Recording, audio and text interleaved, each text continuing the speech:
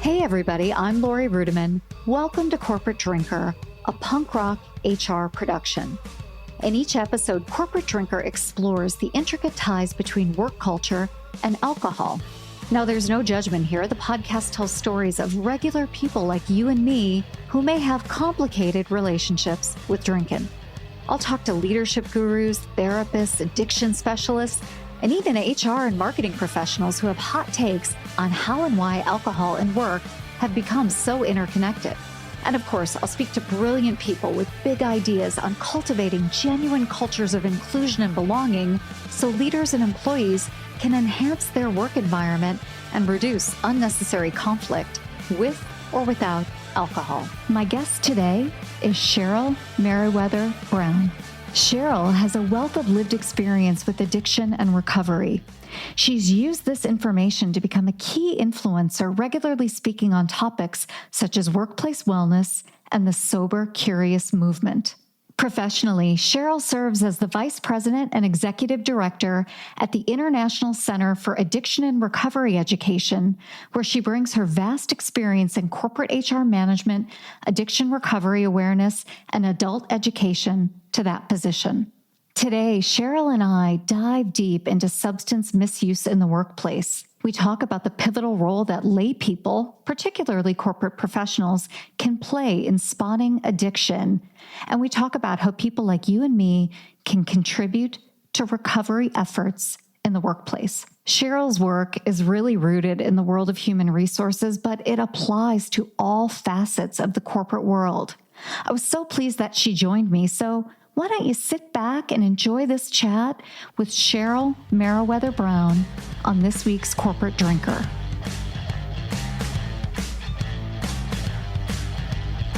Hey, Cheryl, welcome to the podcast. Hey, Lori, I'm so glad to be here. Thank you for the opportunity. Well, I already love the energy. I love anybody who loves to be here.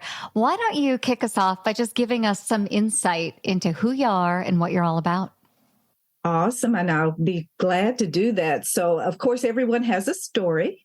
And my story begins with growing up in a family where my parents struggled with certain issues. My father, at that time, they called it straight old alcoholic. He was an alcoholic in the small town that I grew up with, and everyone knew that and helped me remember that that was his experience. And my mother struggled with mental illness. So I got it from both sides. And as an only child, that was my family of origin experience. And I later learned that, there are names and labels that people have attached to them who have some similar experiences. But, in all things, I give thanks because that helped position me to learn a lot about these subjects and about the individuals who struggle with those issues. And as I became an adult, I had personal issues with my family, a husband that I had that gave me the opportunity to remember what some of those things were like. But I have been able to channel all of that, Lori, through my professional experience now. So I am an adult educator. I am a human resources professional. I am a professional recovery coach and a recovery support professional in the clinical space. So I use my personal lived experience and my education and my corporate training and work experience to now help others who may struggle with some of these issues or have loved ones who struggle with some of these issues. So I'm taking all the stuff and using it now for good. And it's a wonderful place to be, to turn things around in that way. So I'm looking forward to sharing how I am using some of those things with your listeners. Yeah, well, I'm super curious about so much. First of all, I just wanted to clarify, many people who grow up in good old-fashioned dysfunctional families often take that trauma and mimic it in their own lives. So are you someone who identifies as being in recovery? Have you had substance abuse issues? Can you talk a little bit about that?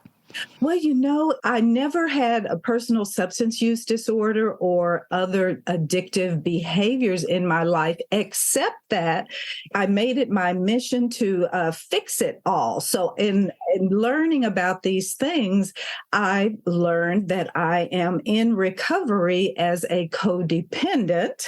So, that really, I sometimes tease and say that was my drug of choice. I was a codependent, I was hooked on it, and it became my purpose and my mission to fix the circumstances of not only my own life, but the lives of others with whom I came in contact. So that is how I identify. I am a family member, an ally, a champion, a peer, a recovery advocate, and an educator of these things. But my personal experience, I would say I'm in recovery from codependency. I Well, was a poster child. good for you. I mean, you're a role model for many of us. I feel like I want to level set the audience with your background and your academic and professional expertise, because so often when we talk to people who are in the recovery space, they may be lay people, they may be, good spirited, they may be allies, but they don't have a body of knowledge behind it. So can you tell us a little bit about yours? Absolutely. So I have lots of letters behind my name, meaning that my professional education, training, and experience covers a variety of different venues, if you will. So I'm first of all, a certified professional manager. I have master's degree in human resources development and administration. So my original education experience, if you will, was in management and human resources. And I continue in those roles now. I am the immediate past president of GoSherm, which is the Greater Orlando Society for Human Resource Management. So I have about more than 25 years of experience as a certified HR practitioner. I'm also a certified recovery support specialist through the Florida Certification Board. I'm a certified manager through the Institute of Certified Professional Managers. I'm a certified professional recovery coach through our organization, the International Association of Professional Recovery Coaches,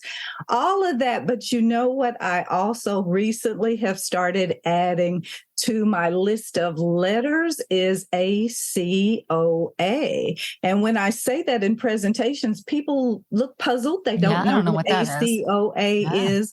It is an adult child of an alcoholic parent, and ACOA, adult child of an alcoholic parent. They didn't put the P in there, but that's a real thing. And those, again, exposure to those circumstances early in life does put you on a path toward behaviors that are impacted because of the experiences that one has in their family of origin as a child. Sure. Well, you've taken all of this experience and all of your education and your credentialing, and you certainly have a passion for others. And I feel like having a passion for helping others before COVID meant one thing, and then we had COVID, and now it means something else, right? I mean, we all spent time alone with our thoughts, with our stuff, and some fared better than others. So what was the impact of COVID on people in recovery, on addiction in general? And certainly, how has your experience helping others changed over the past few years? Okay, another great question. And, as part of my life journey, I've spent quite a bit of time as an adult educator. I think I mentioned that, teaching at 2 universities. So my experience, it requires me to look at a lot of data and statistics and use those as a foundation upon which to comment on certain things. And with respect to the impact of COVID, it's first helpful to remember that things like data and statistics are what are called lagging indicators, meaning that it takes us a while to really look back through the looking glass or the rear view mirror, if you will, and see the real impact. But you hit it when you mentioned isolation and the impact of that. We are really just now starting to see the severe consequence of that. Just real quick, I won't bore you with data and stats, but the government people on the Centers for Disease Control, SAMHSA, other government organizations that track these things, and many individuals who will willingly say, let me tell you what I experienced during that time.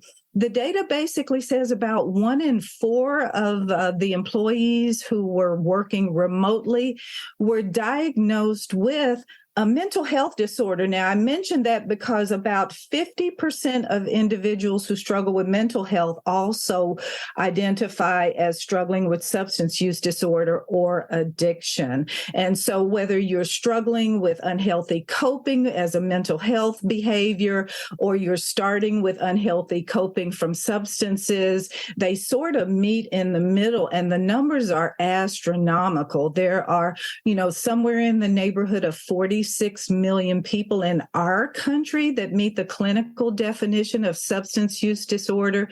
And 70% of those folks are employed either full or part-time. And that's just substances. Lori doesn't even speak about behavioral addictions, food addiction, digital addictions, pornography and gambling and shopping online also can qualify under the clinical definitions. And then we should not even talk about marijuana, right? It's now legalized recreationally in about 22 states, and 38 states recognize medicinal use of marijuana. There's just a pervasive environment of coping from the stress and distress that people are experiencing in our world today.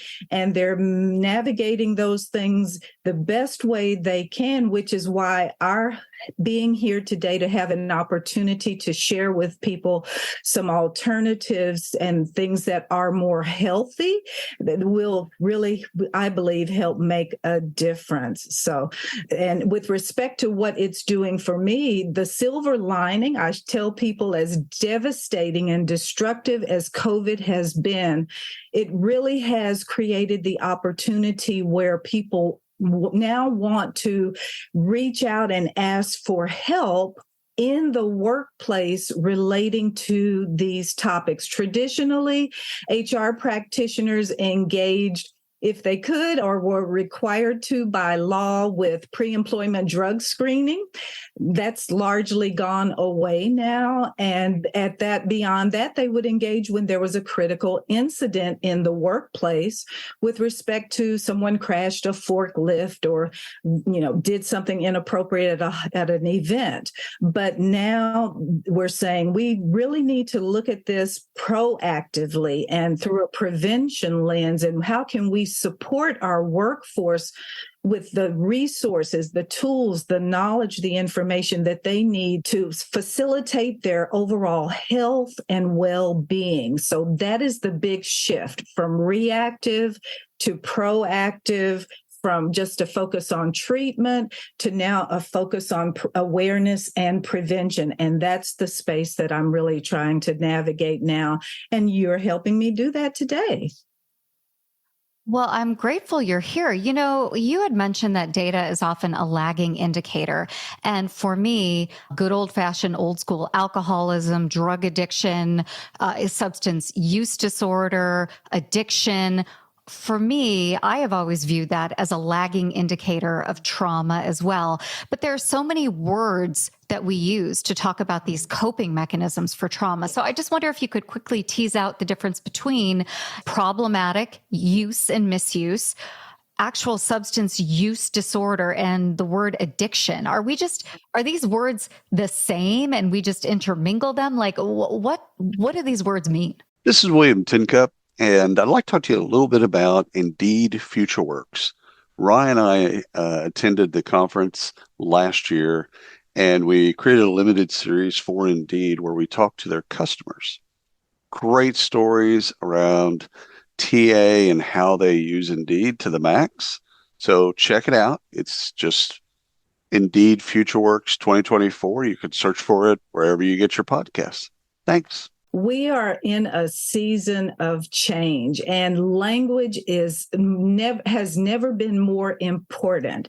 And you'll see it changing all around us. And the key is the need to create safety for individuals struggling with these issues, to create psychological safety for people to discuss these issues. And we need safety because there's such a negative stigma around mental health or addiction. I mean, we have so many examples of, through the media, if you will, of what a person who struggles with these things look like and where they are. And, and so no one wants to self-identify. I'm going to interrupt you there after no one wants to self-identify. I think that's my story. At moments of my life, I've had what I would consider to be problematic drinking that's born out of really terrible situations that I just couldn't cope with, right? But I didn't meet a quote unquote clinical definition of substance use disorder. I just knew that more than one drink in my life meant that I was drinking for the wrong reasons. So I think there are many people who identify with me, but that's also step one. And if you can't intervene and you can't get help, then you move on to the other steps down the road. And there's all this murky language around like, am I a drunk? Do I have a problem? And then you start to feel shame about it. So you're right. Language is super important. So if you can give us just some help with the language, that'd be great. The key change came about with the DSM. So if you think about the American Psychological Association, and that is the Bible, if you will, of clinical treatment services for all things medical, the American Medical Association, the American Psychological Association. So they made a big change a few years ago to classify substance use disorder as a brain disease, as a chronic brain disease because of the effect of the drugs on the brain, which we see manifested, if you will, in the lives of individuals through different levels of increased tolerance with respect to the chemical components of the drug. So people forget about that, and but they realize the benefit in the short term that they feel or experience from taking a substance. But if they're mindful and aware, and that's where we can talk about sober curious and other things that basically say, pay attention to what you're doing, and you will see that over time you build up a tolerance. You need more of the substance in order to have the same physiological effect. And then before you know it, you've progressed to having a dependence on the drug, meaning that I feel like I need it in order just to feel normal. And then you continue because it is a chronic and progressive disease. That is the classification of it. You will find out at some point, sadly, that you cannot live without it without experiencing negative consequences. So it drives the behaviors that become uncontrollable. That's part of the definition, loss of control. So at the far end of that spectrum is what is clinically now termed as a substance use disorder. But prior to the DSM, it was just addiction. So in the nomenclature is still very clear. When we talk about that, we know what it is, but there's a move to be more appropriate in the use of our language so that we can facilitate the removal of the stigma, tear those things down so that people will engage in conversations around this so they can learn and grow in their knowledge base and consequently. Well, that certainly makes sense to me. Well, can I ask you, was there any controversy, if you are even aware of this, around the reclassification? Because based in my reading, it looks like when they really defined substance use disorder, it encompassed so many more people.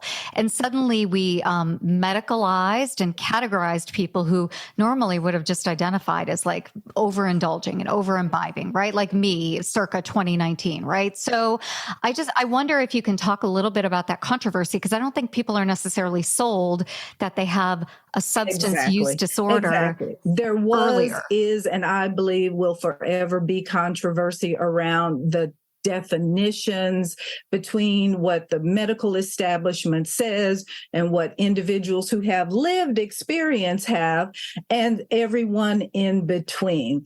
So, it is a broad net. It is a broad net. So when we in the work that I do speak with clinical service providers, I speak in clinical terms. It's almost like being multilingual. But when I speak with individuals trying to navigate their own experience or the experience of those whom they love, we talk in the language that is most appropriate for them. And to your point, certain camps, if you will, have their preferred language and beliefs because we speak according to our beliefs. And one of the big things that has facilitated, more of the safe conversations, if you will, around these topics is the realization that there are many paths to recovery.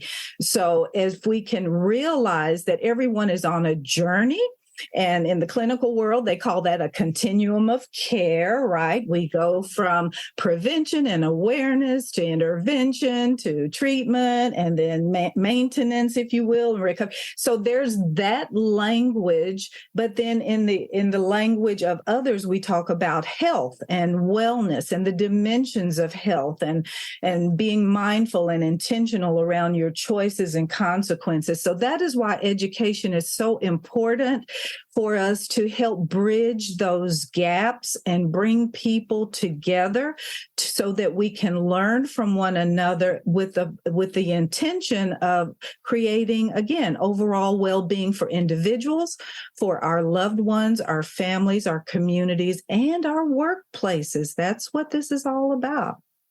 Well, I do want to talk about that because there is a camp out there that believes that, substance use disorders or just good old fashioned, like old school alcoholism is a moral issue. And we as individuals need to be self-leaders and recognize that we are, and there's some truth to this, that we are responsible for our own experiences in the world. And we are responsible for being kind and leaving a small footprint on others. And so we individually bear the burden of making sure our drinking doesn't become out of control. And there's another camp that's like, no, we need to offer help.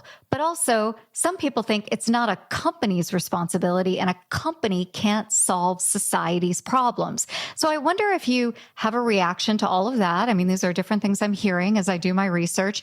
And tell me, if a company does have a role, how do they have a role without being substitute parents? I love your research, and your questions are so thought-provoking, and I'm honored to be able to speak to these issues. So I tell people that a workplace is a microcosm of society.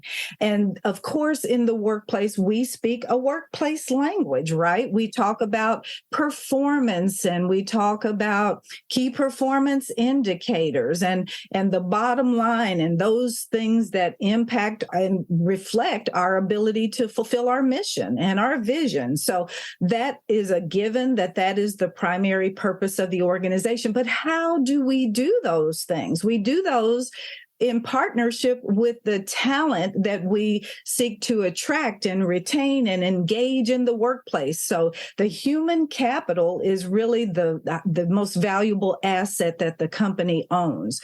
So when we come into the work space, that's my term now, not because so many people are virtual or on site or somewhere in between, but that workspace, wherever that is, where we come together around this common goal, we have to create an environment and a culture, if you will, that meets the needs of all stakeholders. So clearly the enterprise has its goals and objectives and the stakeholders that they are seeking to support and meet objectives on the behalf of. And then you have the workforce, who likewise, they're there to meet personal goals and professional goals and corporate goals, contribute to those as well. So what we need need to do in the workplace is just to recognize that we have many different individuals here who have a variety of different needs and goals. And so much of the leadership and management training focuses on those things. But what they fail to do is focus equally on the individuals and their needs, in my opinion, who must also be met. And one of the amazing shifts that is happening now, and I believe it's in part a generational thing, when you look under the umbrella of diversity, equity, and inclusion, and you see all the different elements that make up the human that works in the enterprise. One of the things you see are different generations. You have baby boomers and Gen X, Gen Y, Gen Z, and all of that. But the younger workers in particular are saying, I want to be engaged with an organization that cares about, is aligned with my personal values. So those are the folks who are being a little disruptive, if you will, by saying, I want to talk about this. Now, the old school folks would say there's a line and you leave personal things on that side of the door and you only talk about corporate things on this side of the door. But those lines have been obliterated now. Wait, is that a good thing? Yes, I think it is, because these things were always the elephant in the room, but no one dared speak of them. And now young folks, you're seeing this manifest in so many ways. You're familiar with the Great Resignation and quiet quitting. And now there's a bare minimum Monday hashtag out there circulating on TikTok or somewhere. But those things are the grassroots movement, if you will, saying, hold up, wait a minute, there's something broken here.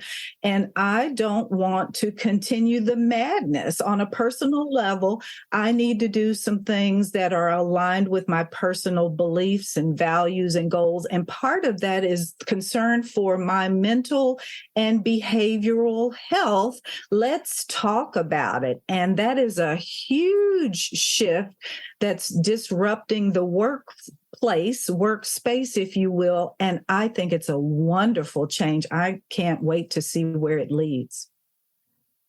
Well, I love that you think it's a wonderful change. I sometimes think I got a lot of work to do and I got my own mental health issues. I don't want to hear about anybody else's.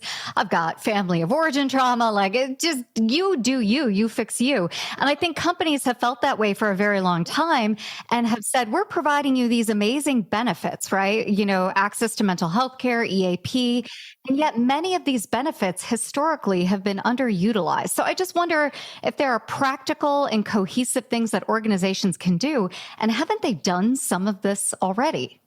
Oh, you are singing my song. Did you send me that question? And I almost feel like knowledge is lacking so much around what actually people think about benefits like EAP programs. Do you know so many people now don't have a clue what EAP exists for? They think, are you going to help me with find child care? Are you going to help me be able to qualify for a mortgage to buy a home? The traditional purpose for which EAP services were created to support individuals and their families with mental health or substance use disorder, those things are largely unknown now to many younger workers coming into the workforce. So the average utilization before COVID was around 3% or less. And now some companies have been successful. They're getting up to 10% utilization, but they're trying to include things like pet insurance or some of these other services to engage people around utilizing those benefits.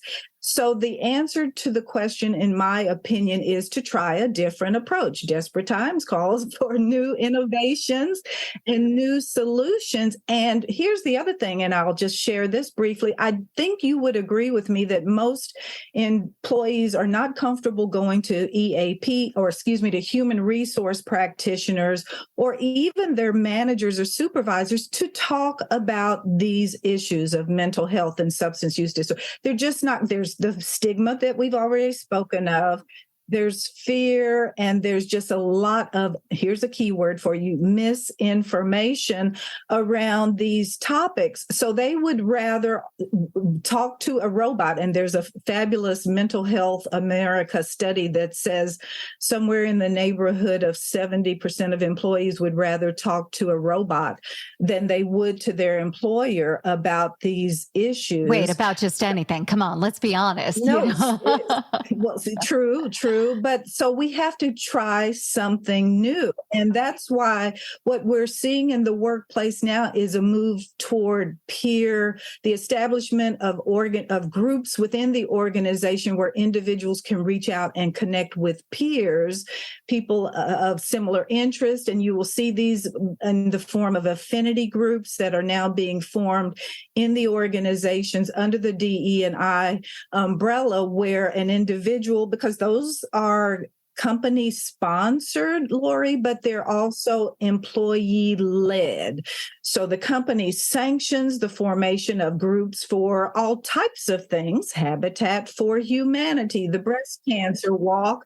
But now you have somewhere in the neighborhood of 24 to 26 million people in this country in self-declared recovery, and they are in the workplace. So if we can use these systems that are already there in partnership with things like wellness organizational activities that are already there, let's just expand the inclusion umbrella to include individuals whose lived experience allows them to either advocate for, be a peer, be a champion, be an ally for these issues to help out the HR folks, help out the wellness folks, help out in creating the safety that is needed and sharing the information that is valuable to disseminate throughout the organization. Those things are starting to trend upward,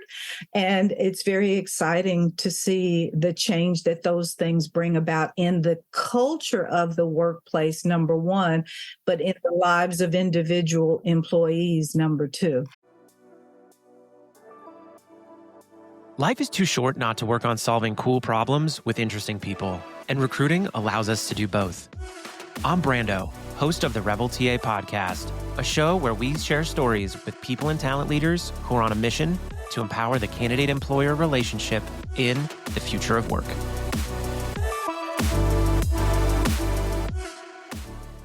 Hey, everybody. Got a quick question for you. Is your job easy, stress-free, and full of rainbows and sunshine every single day? Yeah, I'd say that's a big fat no.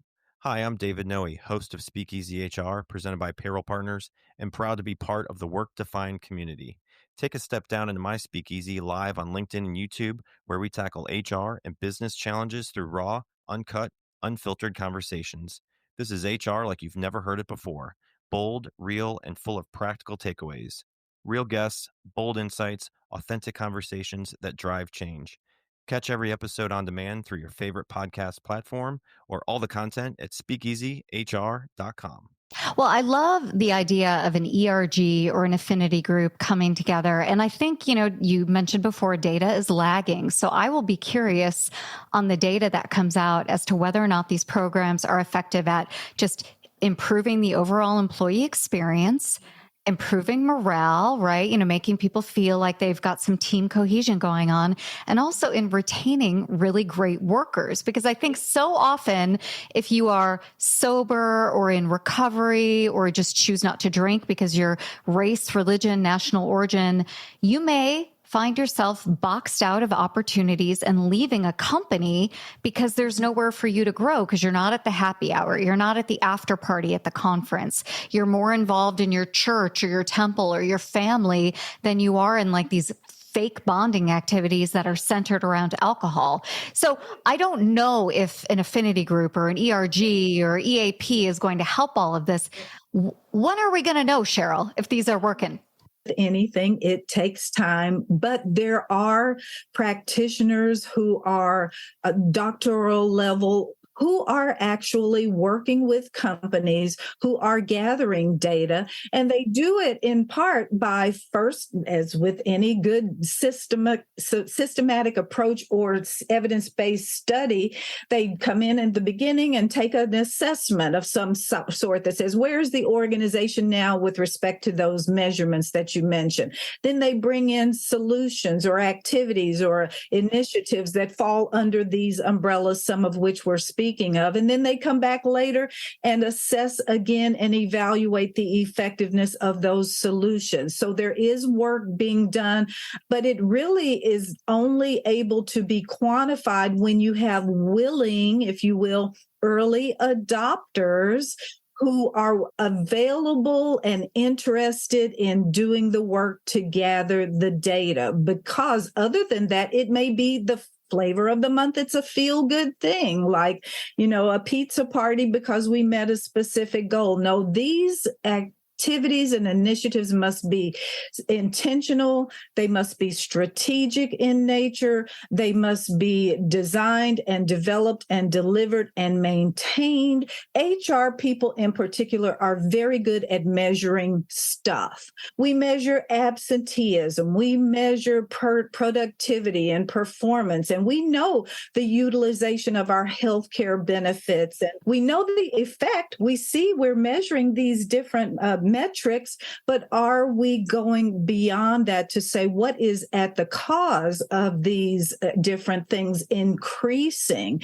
Education is just so powerful with respect to raising the awareness of the HR practitioners and senior leadership regarding the bottom line impact of these things. We're seeing it and it is being measured. And those of us who do this work are collaborating and cooperating together, sharing information with one another to build the business case. And then we're doing things like this and conferences and writing white papers to help others grab a hold of this concept and say, hey, there's really something here. Let's learn more about it.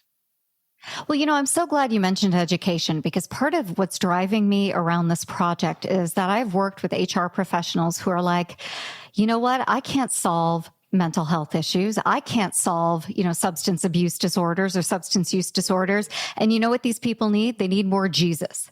And it's like, all right, yeah, maybe you can have that opinion, and also it's not my responsibility in HR. I have a responsibility to the business to do different things, but it doesn't have anything to do with these people's deficiencies. And so I think your point around education is so good. If I'm an active HR practitioner or a hiring manager or a leader, where do I even go to get started? Well, I'll quickly tell you a little story of how we made a tremendous and continue to are making a tremendous impact here in Central Florida in partnership with organizations like the Greater Orlando Society for Human Resource Management, also known as Go SHRM. But there is an organization here locally called Project Opioid, which received a grant from Florida Blue, a large insurance enterprise, and the Department of Labor, actually through the state of Florida funding, to facilitate training in the workplace for frontline managers and HR practitioners around the opioid epidemic, because Orlando, I'm here in Central Florida, it's a large hospitality industry, service industry, and there was just an epidemic of people dying in the workplace from overdoses that were in large part facilitated by fentanyl. So they sought our technical expertise, if you will, around what components would be most beneficial in this training for the frontline HR practitioners. And it was so eye-opening to have conducted a focus group with the HR managers, and they quickly realized they could not go in and talk about fentanyl and opioid overdose without talking about workplace culture and about alcohol and cannabis, marijuana, and other related topics. So the scope of the project changed exponentially. initially to just focusing on one substance to talking about the disease and how it fits under risk management and how it is an impact on liability and all these other things that I've mentioned today.